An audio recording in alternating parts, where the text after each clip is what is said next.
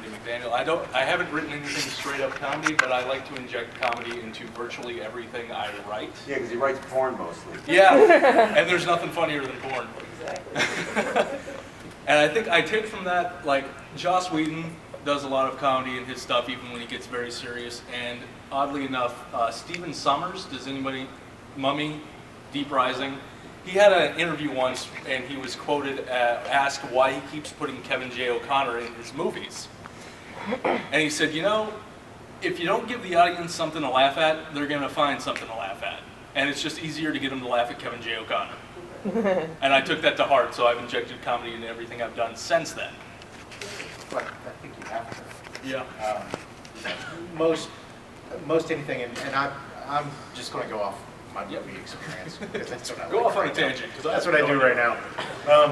You know, most movies that you watch nowadays have some sort of comedy in it. I mean, you've always got the token comedy guy. Except for Black Swan. Just saying. The Swan was a comedic element in that? I laughed all over the place. He hates the movie, that's why I I hate it. didn't have to see it. It's awful. Is it? All right, anyway, Don't even finish now. Sorry. Stay on point. But no, I mean, you have to do that. You have to nowadays. If you don't, you are going to lose your audience. I mean, you've got to have some, you can have all the scares you want, but you have to have a comedic moment in order to make something good. But why do you think that is? I- Why do we need that element? I think we need it. I think, you know, I think that we just need that. After you're scared, after all the horror and all the death Something and all to the bring blood and the drills and eyeballs, you've got to have something to laugh at. And I think that kind of takes you off balance also. I think when you're laughing at something and then immediately you're scared, I think that really helps move things along better, makes it a better movie. I completely agree with that, because honestly, you got to remember that when you are reacting to something as a human, it's called a visceral emotion. A visceral emotion just comes from within you. So if something scares you, you scream. If something's funny, you laugh. But you expend out of your body, you know, through the diaphragm, like ah or ha. Okay? There's really nothing more. There's really nothing in between that. So you're going to be grabbed on these levels. The difficulty with comedy and horror is to be able to give them that second in between, so they can stop screaming and start laughing and stop screaming. Because you're switching, I mean, it's like being in a bad car, it's got a bad tranny, and you're switching gear, you're going from 1 to 4.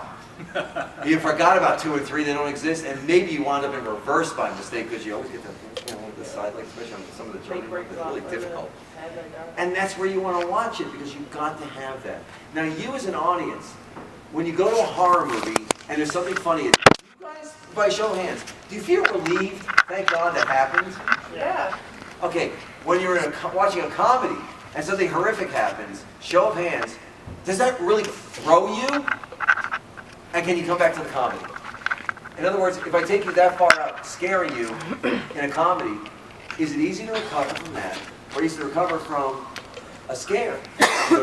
So, scared of comedy, how many people think that's great? It's easy to deal with. Yeah. That's a confusing question. Look at that. That's the point. You can't react, right? I got you in a position just now where you weren't sure where to react by my question. But emotionally, you do respond. And that's what it's all about. So if you think that the drill in the eyeball is funny, there are people who do. I was just talking to this one young lady who said that she likes to be scared and likes to be chased because she thinks it's funny. Yeah. So that's really what it comes down to.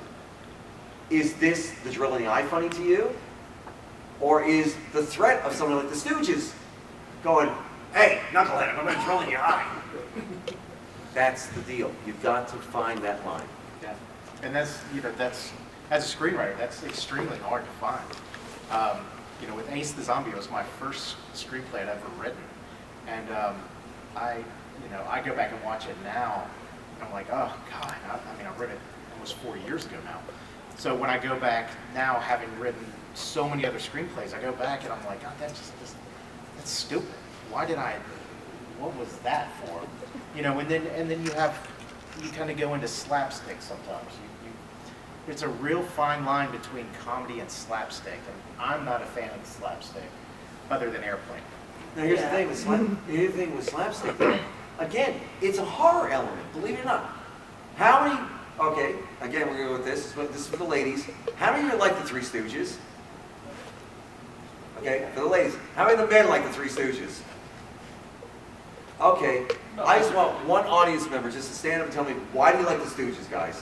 One of you, come on. One of you just stand up who just raised their hand. They're idiots. Exactly.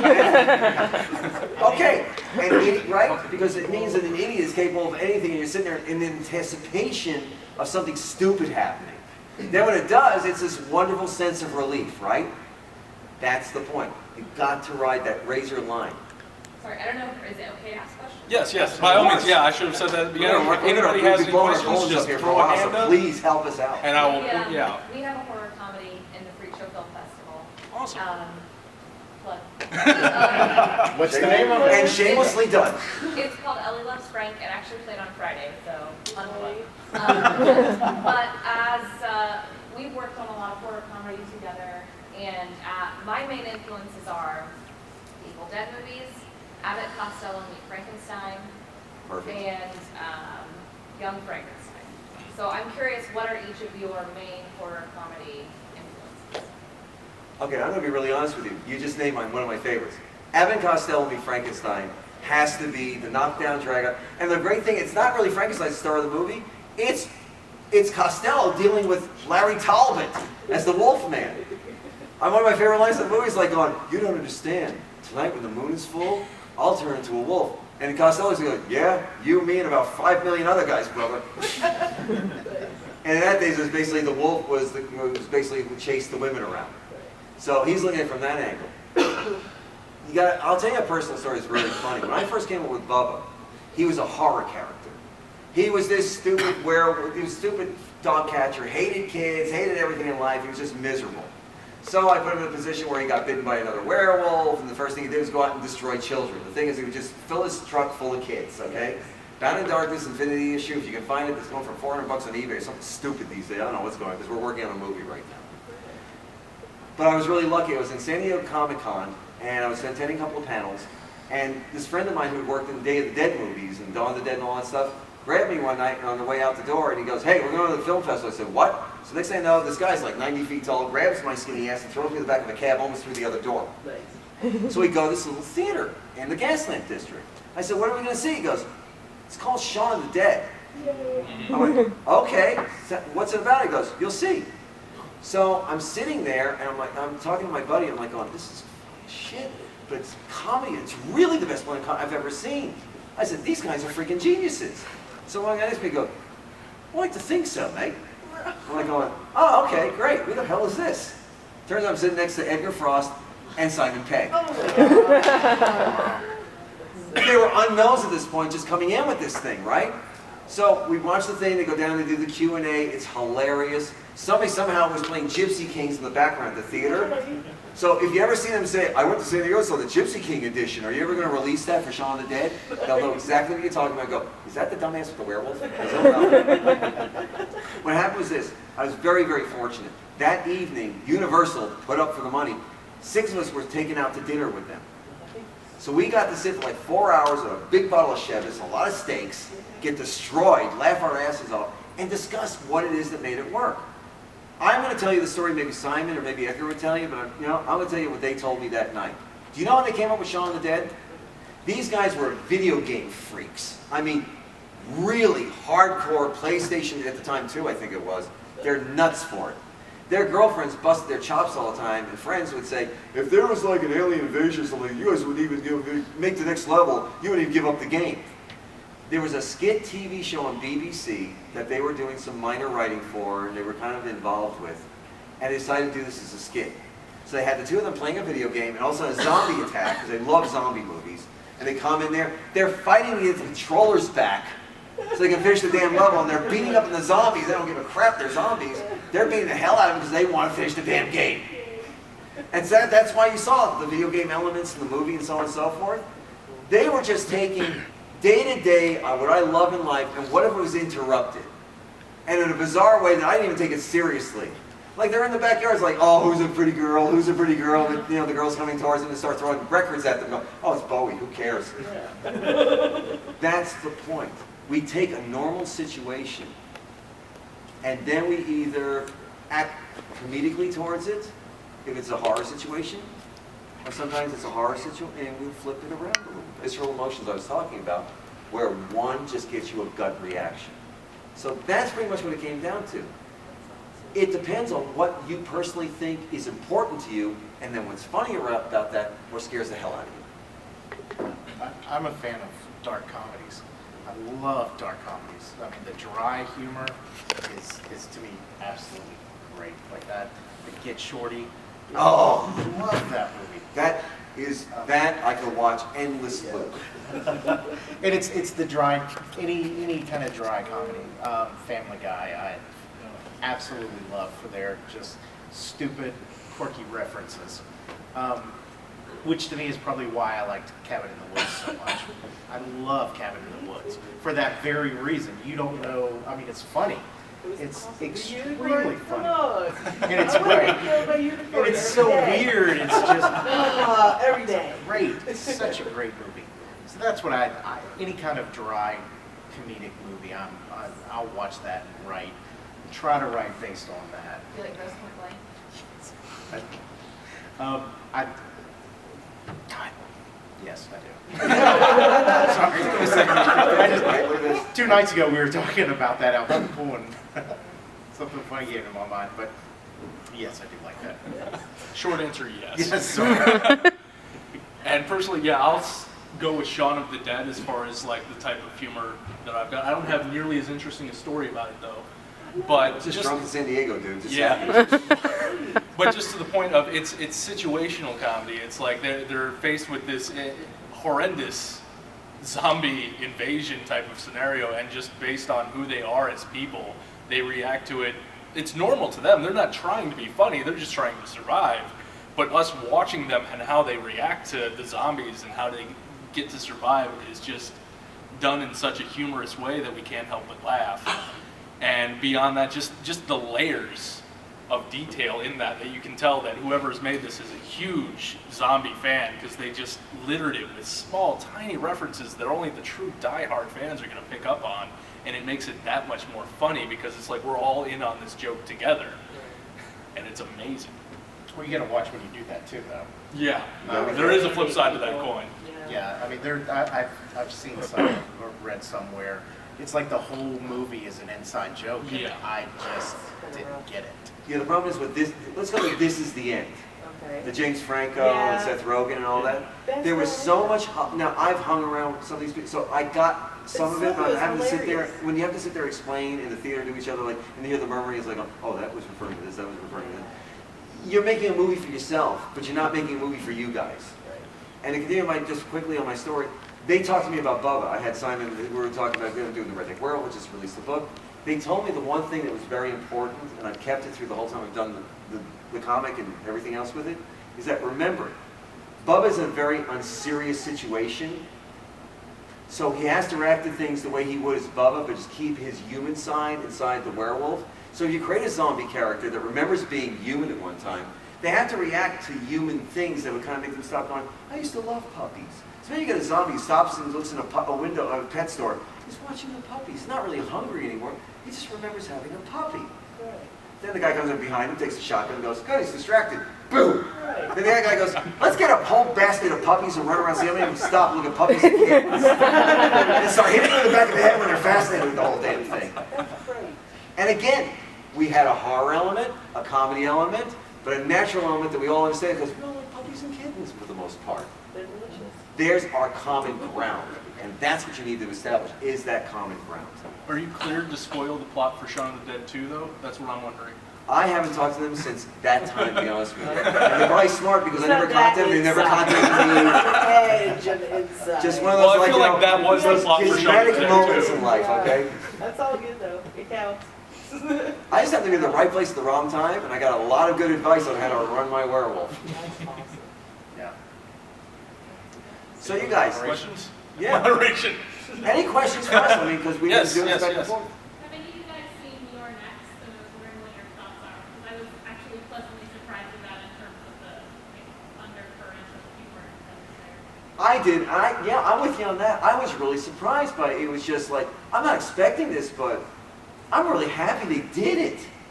it's kind of like biting into, like, I made candy bar and realized they didn't say that it had this really nice layer of nougat or caramel in the middle of it, right? Or it had Pop Rocks stuck in the sucker. Because it really was kind of like that, and that's what I'm looking for. I'm looking for the candy bar with the cayenne pepper and the Pop Rocks. That got a little of everything for me there, and that's what we're really looking for. In comedy, and I did write a lot of comedy, I did TV, I've done other stuff, and we learned one thing from the old school guys. You bend comedy. You don't break it. In horror, we break. Yeah. But in comedy, we bend. If you want to mix the two, you've got to bend it to the point where they're going, the tension's too much, we've got to break this, where they're laughing and go, and then break it. That's the point. It's all the buildup. It's kind of like a weird sense of foreplay. I'm not Thursday the Sick and Twisted, I'm just saying. If you ever have a question of how to do it, just go to that. Right, That's how you do right. it. That's What okay. are some other Sorry. good ones? Death to Smoochie. Has anybody seen that? Oh, the damn rhino. So Isn't that not fantastic? Robin Williams' most bizarre thing. Great. I Oh, love that movie. God, that's a good guy. I heard of that. Other I haven't comedy. thought of that in years. Yeah, I know. Well, I've not gotten to see your next yet. I missed it when it went through its limited run, but I heard really good things. Plus, is it Barbara Crampton in it? I don't know. Never mind. Cool. We chased on the guy with a gun and a chainsaw. Good. Get the hell out of here. Not funny. Okay, that was kind of funny. Yeah. See, Now the door not opening now. That's funny. that's funny. You can take other people before me, sorry. But, Anybody else? But I agree with your next being just, you didn't expect it, and I love that. That's what you really want. Now let me ask you guys another question too. When you see a poster for a film, okay, show of hands, do you judge that film completely by the poster? Ah, see? Now, you get a trailer, let's say on TV or YouTube or something like that. Are you in or out because of the trailer? Yeah. Kinda in. Okay. So, it's hard to ask a room full of people. I really want to know. I really want to know. What is it that gets you to go to one of these? When you know that somebody said to you, it's a horror comedy. Do you think that, okay, show of hands, it's going to be screwed up? No, it's the hook of the comedy, because when you see the trailer, it's all funny stuff. Because I think when you laugh, it makes you like something, it makes you feel good. And you always want to be around that person that makes you laugh. You always want to be around that thing that ultimately makes you happy. When you're laughing, you're happy. So I see how that ties together. The trailer for Cabin in the Woods, I keep going back to that 'cause I love that movie. Yeah, the whole thing with the trailer is I had zero clue when I sat down to watch it. Right. That was And my all of a sudden it question. started happening, I was like, what the? Yeah, you're like, what the hell Going is going on? on? That's why it was cool. Yeah. Mine's actually a comment. Instead of having a joke to give a break from the scare, is using the joke to set up the scare. 'Cause then you don't see it coming. Like the best example is the scene in Jaws where he's shoving. He goes, "Hey, come on down here and chump some of this shit," and then the shark pops up. Yeah. And you're like, "Oh fuck!" That's it. Just, One of and my I don't favorite- see that that often. Using the joke to set up the scare, as opposed to using the scare to give a break, or I'm sorry, using the joke to give a break from being scared. I'll give you one of the greatest examples I've ever seen in cinema, and everyone doesn't think about this. The original Night of the Living Dead. When the brother and the sister in the graveyard, I'm coming for you, Barbara. I'm coming for you, Barbara. And then all of a sudden, Barbara realizes, holy crap, someone's coming for me. But nobody in that audience, because of the way I'm old, okay? And I remember when that first came out. And I had to talk an older cousin into taking me into there, okay? There were no trailers, no idea what's going on. It's a black and white movie, and you sit there, and I'm sitting there, I remember being about 10 years old, and I'm sitting there, and all of a sudden, I'm coming for you, Barbara, coming for you. I look at my cousin Mark, I'm like, going, what the hell is it? And all of a sudden, bah! And I'm like, I was over the top of my cousin and like in the back. Okay, I'm done. Well, Deep Blue Sea. Yes. You really had to go there. I, again, love that movie.